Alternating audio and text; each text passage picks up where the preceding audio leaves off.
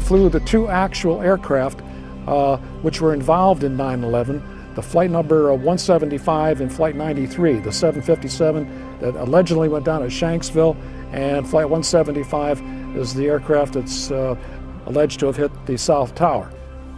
I don't believe it's possible for, like I said, for a terrorist, a so-called terrorist, to train on a 172, then jump in the cockpit of a 757, 767 glass cockpit, and vertical navigate the aircraft, lateral navigate the aircraft, and fly the airplane at speeds exceeding its design limit speed by well over 100 knots, make high-speed, high-bank turns, pulling probably 5, 6, 7 Gs, and the aircraft would literally fall out of the sky. I couldn't do it, and I'm absolutely positive they couldn't do it.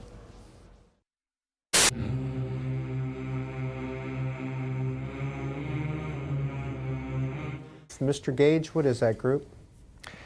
We are a group of 2,200 architects and engineers, a nonprofit organization dedicated to finding out what really happened at the World Trade Center. Now, here we're going to show you a videotape of the collapse itself. Describe that. Now we go to videotape, the collapse of this building.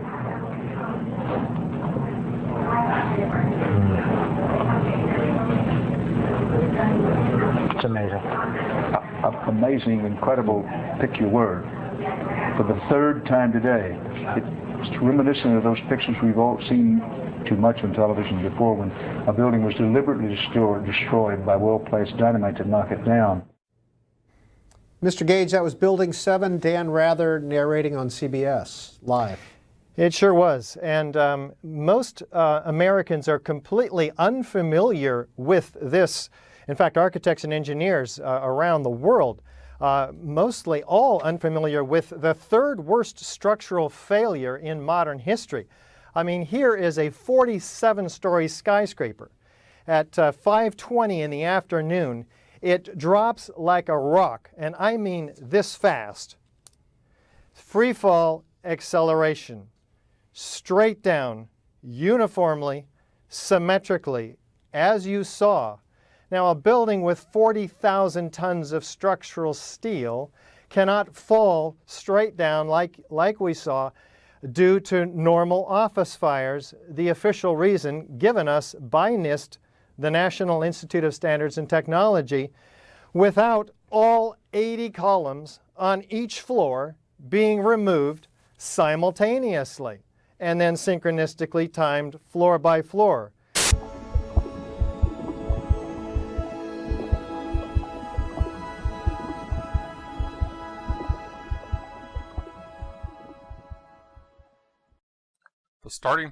L'observation est le point de départ de la science.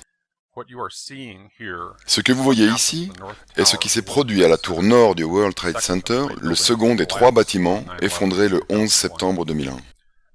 J'utilise le mot effondré, mais les mots peuvent être trompeurs. Que voyez-vous en réalité sur ces images? Il y a une énorme quantité de débris en chute libre, mais sous la couronne de débris, voyez-vous la séquence rapide d'éjection explosive de matériaux? Certains débris ont été éjectés à plus de 160 km/h. Je vais appeler cela des explosions, car il est difficile de trouver d'autres mots pour décrire ce que nous voyons ici. Les explosions ne sont ni isolées ni rares. Elles sont ininterrompues et communes. Elles descendent progressivement le long des façades de l'immeuble au même rythme que les débris en chute. Vous pouvez peut-être imaginer une cause naturelle, mais pas moi. Notez que les explosions se produisent simultanément sur plusieurs étages, sur de larges zones, pas uniquement étage par étage, ce qui aurait pu être expliqué par un effondrement en pile d'assiettes. Observez les explosions bien en dessous de la zone d'effondrement. Certaines sont localisées et concentrées, c'est ce qu'on appelle des pétards, dans le jargon de la démolition contrôlée.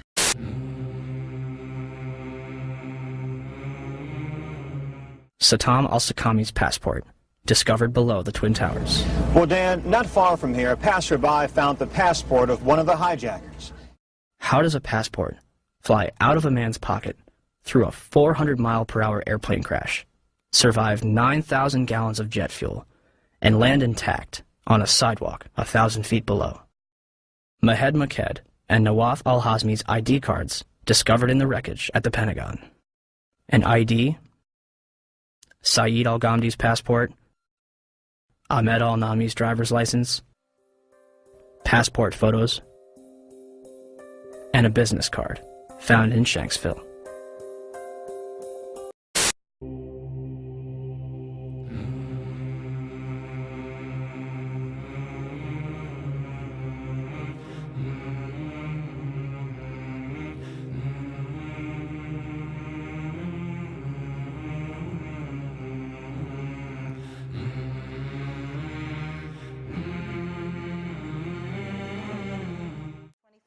Okay, approximately August 23rd until approximately September 3rd.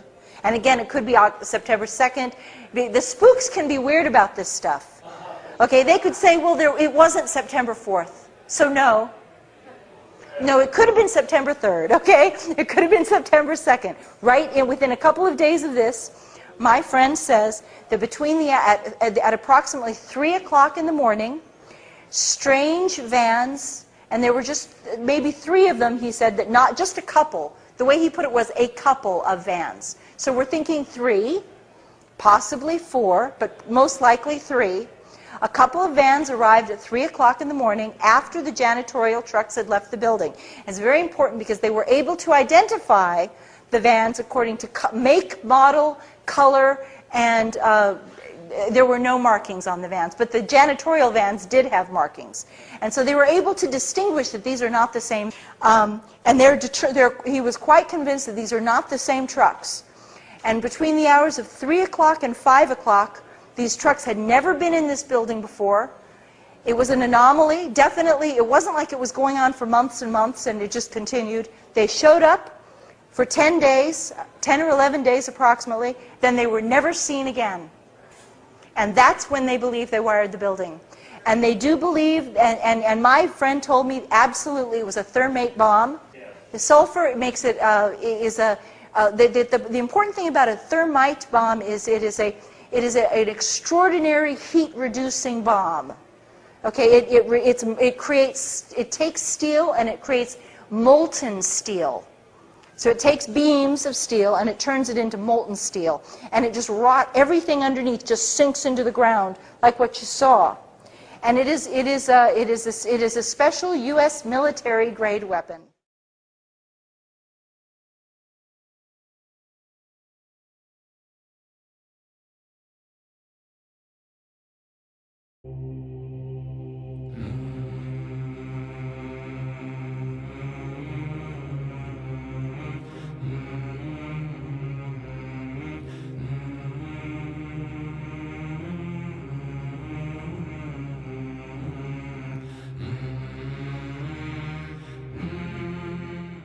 Inspections. It is very important for you to understand that this story with the 9/11 also ties in deeply to what happened with Iraq. And contrary to everything you were told, the Iraqis were not resistant to weapons inspections. They had a comprehensive agenda. The CIA had already a comprehensive agenda for resolving the entire conflict without war at all. And it involved weapons inspections, cooperation with anti-terrorism, and major financial contracts for U.S. corporations, and oil. And this would be developed over a period of time. But we already had, by November of 2000, we already had an agreement with the Iraqi government. We had a framework agreement that was, at that point, it was undefined. Not so well defined, and we had to make it defined. But they had already consented to all of these things. They wanted peace with us.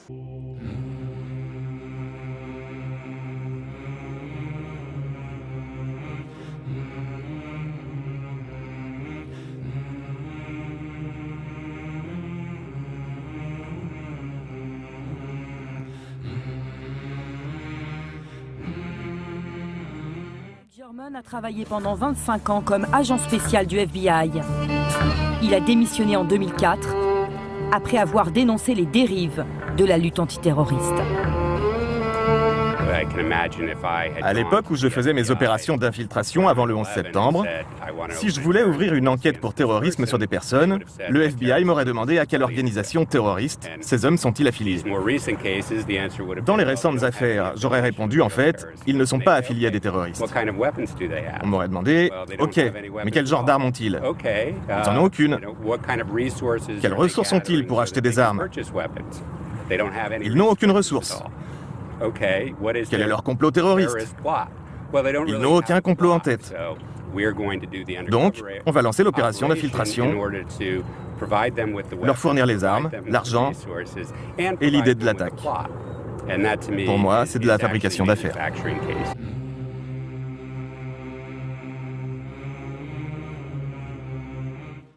On dirait que le FBI essaye d'entretenir la peur dans l'opinion publique et auprès du Congrès qui décide de leur donner de l'argent et du pouvoir. Plutôt que de se concentrer sur les personnes qui menacent vraiment la sécurité intérieure, ils vont à l'opposé en se disant « Ok, le prochain cas, on va le rendre encore plus sexy. On va apporter des grosses armes, un complot qui fait peur et on va faire en sorte que les gens appuient sur la gâchette pour que cela ressemble le plus possible à quelque chose de sérieux. » Pour lui, le FBI stigmatise l'islam et les musulmans injustement. La communauté musulmane est suspectée d'office. En envoyant des informateurs, le FBI mène plusieurs intrusions dans cette communauté. Pas seulement pour fabriquer de faux complots terroristes, mais aussi pour espionner tout simplement les musulmans. Justifier de se concentrer sur certaines personnes en raison de leur religion, c'est totalement inapproprié dans une société démocratique.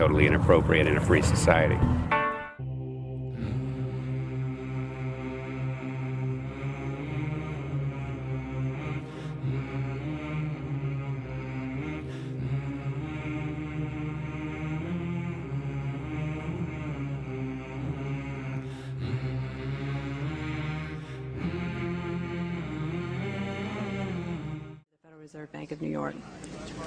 Well, I have a copy of the Inspector General Act here in front of me, and it says, among other things, that it's your responsibility to conduct and supervise audits and investigations relating to the programs and operations of your agency. That's correct. So I'm asking you if your agency has, in fact, according to Bloomberg, extended $9 trillion in credit, which, by the way, works out to $30,000 for every single man, woman, and child in this country. I'd like to know, if you're not responsible for investigating that, who is?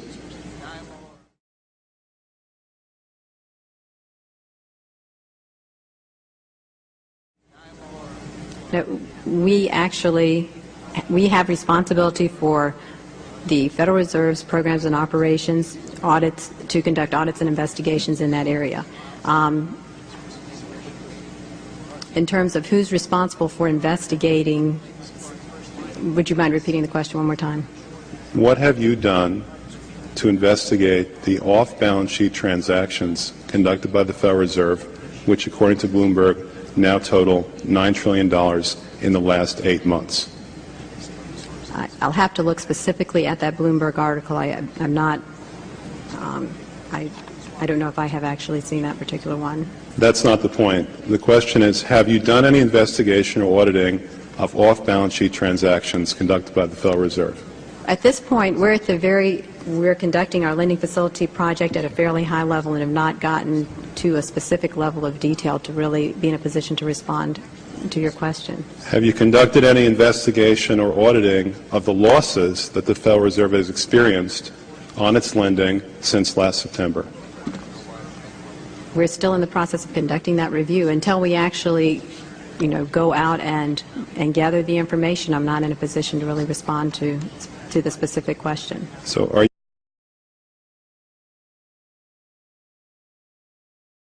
you telling me that nobody at the Federal Reserve is keeping track on a regular basis of the losses that it incurs on what is now a $2 trillion portfolio? I don't know if you're telling me that you're mentioning that there's losses. I'm just saying that we're not, until we actually look at the program and have the information, we are not in a position to say whether there are losses or to respond in any other way to for that particular. Mr. Chairman, my time is up, but I have to tell you honestly, I am shocked to find out that nobody at the Federal Reserve, including the Inspector General, is keeping track of this.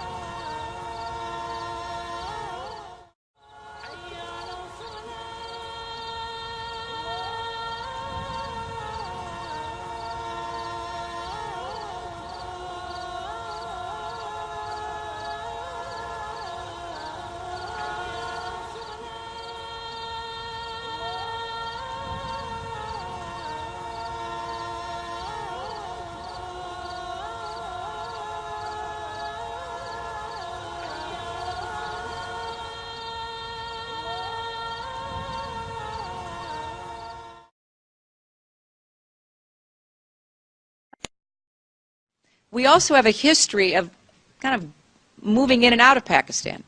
I mean, let's remember here, the people we are fighting today, we funded 20 years ago. And we did it because we were locked in this struggle with the Soviet Union. They invaded Afghanistan, and we did not want to see them control Central Asia, and we went to work. And it was President Reagan, in partnership with the Congress, led by Democrats, who said, you know what, sounds like a pretty good idea.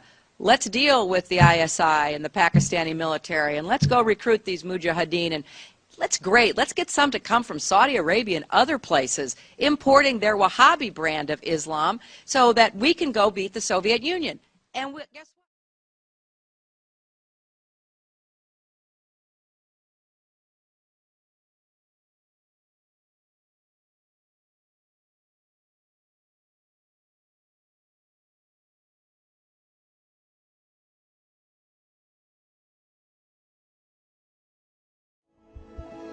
What happened at 9/11 is we didn't have a strategy, we didn't have bipartisan agreement, we didn't have American understanding of it, and we had instead a policy coup in this country. A coup. A policy coup. Some hard-nosed people took over the direction of American policy, and they never bothered to inform the rest of us. I went downstairs, I was leaving the Pentagon, and an officer from the Joint Staff called me into his office and said, I want you to know, he said, sir, we're going to attack Iraq. And I said, why? He said, we don't know. He said, I said, well, did they tie Saddam to 9/11? He said, no. It came back to me. A 1991 meeting I had with Paul Wolfowitz. You know, in 2001, he was Deputy Secretary of Defense, but in 1991, he was the Undersecretary of Defense for Policy. It's the number 3 position in the Pentagon. He said, and we've got about 5 or 10 years to clean up those old Soviet client regimes. Syria, Iran, Iraq, before the next great superpower comes on to challenge us. It was a pretty stunning thing. You mean, the purpose of the military is to start wars and change governments. It's not to sort of deter conflict. We're going to invade countries. This country was taken over by a group of people with a policy coup. Wolfowitz and Cheney and Rumsfeld, and you could name a half-dozen other collaborators from the Project for a New American Century. They wanted us to destabilize the Middle East, turn it upside down, make it under our control. It went back to those comments in 1991. Now, did anybody ever tell you that? Was there a national dialogue on this? Did senators and congressmen stand up and denounce this plan? Was there a full-fledged American debate on it? Absolutely not. And there still isn't. They could hardly...